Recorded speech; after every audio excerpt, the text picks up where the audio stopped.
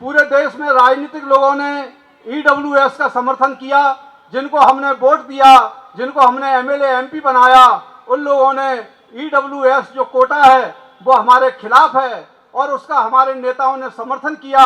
तो बताइए क्या हमें ऐसे नेताओं को चुन करके भेजना चाहिए कि वोट हमारा, राज तुम्हारा नहीं चलेगा, और जो बहुजन की बात करेगा वो दिल्ली पे राज करेगा। कुछ लोग एट्रोसिटीज की लड़ाई लड़ते हैं, कुछ लोग राजनीतिक लड़ाई लड़ते हैं, कुछ लोग कानूनी लड़ाई लड़ते हैं, कुछ लोग रिसर्च करते हैं। समाज के लोग जो है समाज को ताकतवर बनाने के लिए कोई न कोई काम करते हैं। आज जो सिनर्जी की जो जरूरत पड़ रही है, इसका मेन कारण यह है कि हम लोग जो आज लुट रहे हैं, पिट रहे हैं, उसका कारण है कि हम लोगों के अंदर चमचागिरी पैदा हो गई है। हम नेताओं की मीठी चुपड़ी बातों में आ जाते हैं, हम राजनीतिक ज़्यादा बन गए हैं, सामाजिक कम रह गए हैं।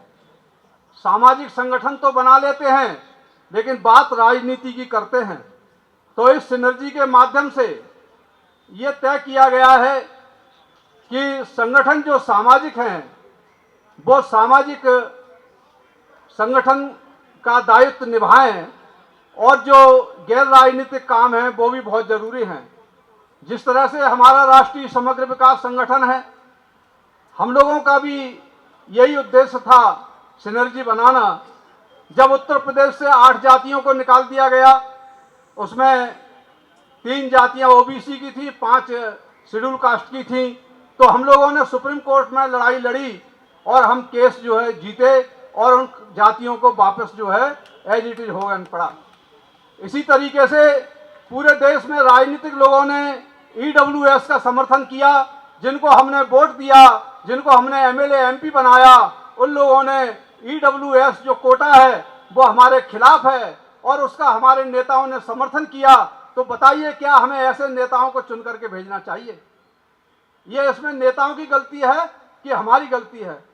तो ये जब समाज में जागृति पैदा होगी, जब लोग आपस में बात करेंगे, गैर राजनीतिक लोग गैर राजनीतिक मंच से गैर राजनीतिक लोगों के अपने समाज के हित में बात करेंगे, तो मैं समझता हूँ ये समझदारी पैदा होगी और हम अच्छे लोगों को पार्लियामेंट में और असेंबली में चुन के भेजेंगे जो हमारा रिप्रेजेंटेशन का सही काम करेंगे।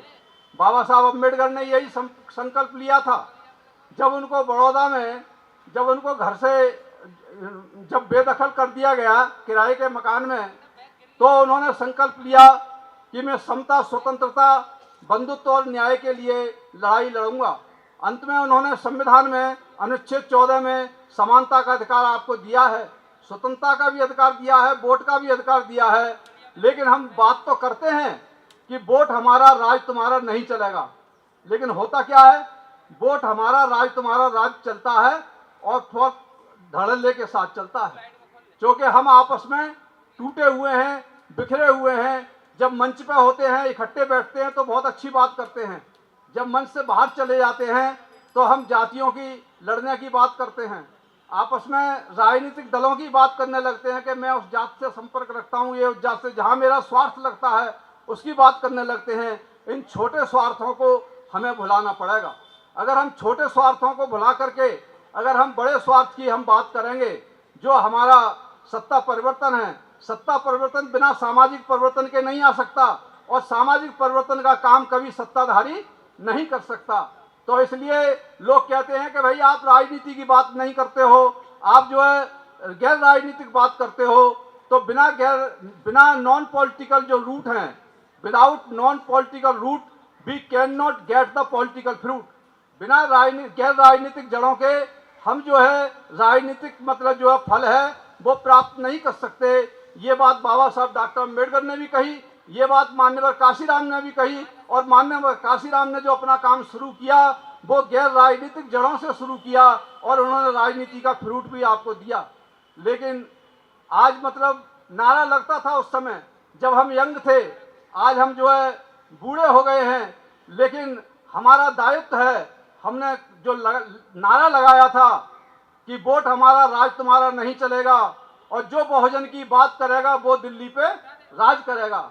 लेकिन वो आज बहुजन की बात न करने वाले हैं, हमारी बात भी दब गई है और ना मतलब दिल्ली पे हमारा राज हो रहा है, राज वो ही कर रहे हैं जिनको हम नहीं चाहते थे।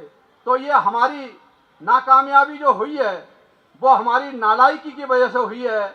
हम नालायक हैं और हमें जब तक लायकी हमारे अंदर पैदा नहीं होगी तब तक हम जो है समाज के लिए कुछ नहीं दे सकते, हम कोई पेबैक नहीं कर सकते।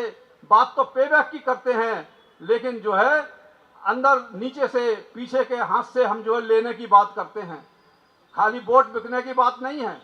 हमारे जो नेता हैं वो भी जो है बिक जाते हैं, इसलिए आपके कानून हैं वो जो है आपको सता रहे हैं।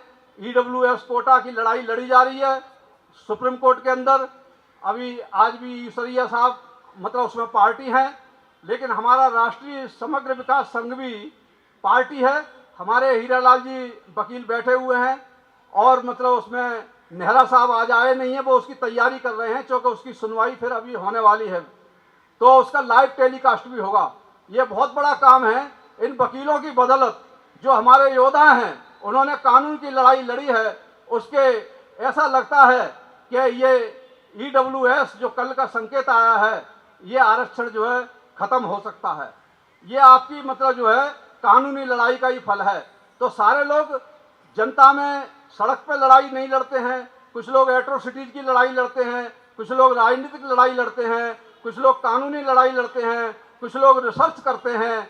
समाज के लोग जो है समाज को ताकतवर बनाने के लिए कोई न कोई काम करते हैं, ये उनका पेबैक होता है। और जो कोई भी काम नहीं करते हैं, जो पैसा कमाते रहते हैं, उनका ये दायित्व है कि इस तरह के समाज के काम करने वालों के लिए वो अपना जो है आर्थिक सहयोग करें, ताकि जिसके वजह से जैसे आज का ये प्रोग्राम आप लोगों ने जो आर्थिक सहयोग किया है उसकी वजह से ये प्रोग्राम हो सका है।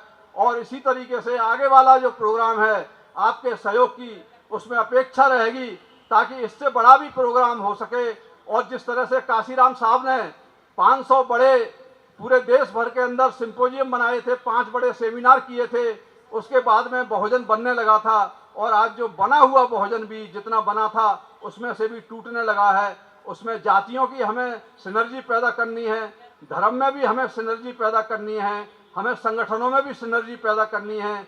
ये सब काम के लिए अभी आपके लिए बहुत काम करने पड़ेंगे, खाली बातों से काम नहीं चलता है। उसके लिए व्यवस्थित तरीके से ट्रेनिंग की भी ज़रूरत होगी। जिस तरह से पैगाम के जो समर्पित कार्यकर्ता हैं, ट्रेंड कैडर हैं, उन्होंने ये व्यवस्था दी है, उनके लिए मैं धन्यवाद देता हूँ। और दूसरे सहयोगी हमारे गौतम जी हैं जो दूसरे संगठनों को देखते हैं। जो अम्बेडकर जयंती जो होती है 14 अप्रैल के लिए बड़ा प्रोग्राम उधर आयोजित करते हैं, उसका मैनेजमेंट करते हैं। उन्होंने आज के प्रोग्राम का मैनेजमेंट किया है, तो उनके मैनेजमेंट के लिए मैं बधाई देता हूं। और उनके अंदर इस तरह की एनर्जी पैदा हुई है आज कि वो आगे आने वाले बड़े प्रोग्राम को भी सक्सेसफुल करेंगे। इन्हीं शब्दों के साथ मैं अपनी बात को विराम देता हूं। जय भीम, जय भारत। नेशनल दस्तक की आपसे गुजारिश है कि अगर इसको बचाना चाहते हैं तो नेशनल दस्तक को सब्सक्राइब करने के लिए रेड कलर के सब्सक्राइब बटन को दबाएं, फिर बेल आइकन की घंटी दबाएं। नेशनल दस्तक को बचाने के लिए बहुत जरूरी है कि हर खबर को शेयर करें, लाइक करें, कमेंट जरूर करें।